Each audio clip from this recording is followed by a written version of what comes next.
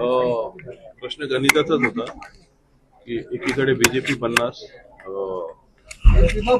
शिंदेची शिवसेना 53 होती आणि कुठेतरी इतके दिवस तो खेळ चालू होता केडीएमसी आकडेमोड पळवापळी, तो कुठेतरी ह्या परिस्थिती आम्हाला थांबताना दिसत नव्हतं. भविष्यात ज्या काही निवडणुका असतात, समित्यांच्या असतात, कमिट्यांच्या असतात, अशा वेळेस पण काही गोंधळ होण्याची शक्यता आम्हाला दिसत होती. तर अशा वेळी आम्ही कुठेतरी एक बाजू अशी स्टेबल राहावी या हेतून एक पाठिंबा दिलेला आहे. आणि ऑब्विसली शिवसेना, शिंदे आणि बीजेपी हे एकत्र लढत आहेत, त्यामुळे त्यांना समर्थन देऊन आम्ही त्याच्यासोबत जातो. सर, मनसेला काय भेटणार याच्यामध्ये?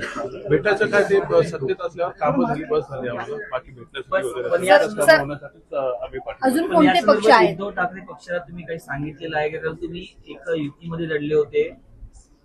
हो, बरोबर आहे, आम्ही युतीमध्ये लढलो होतो, पण काय झालं, सुरुवात काही नगरसेवक गायब झाले.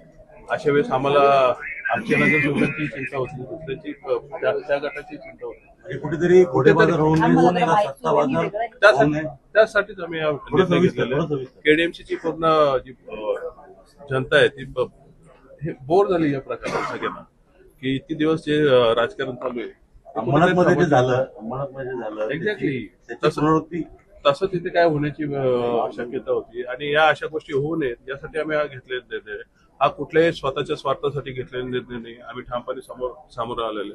माननीय राजसाहेबांनी आम्हाला जेव्हा आमचे आकडे समोर आले आणि आम्ही त्यांना गणित सांगितलं, त्यांनी आम्हाला सांगितलं की स्थानिक पातळीवर जो तुझ्या नगरसेवकांचा विषय असेल त्याच्यावर निर्णय घ्या, आणि त्या अनुषंगाने आम्ही घेतला.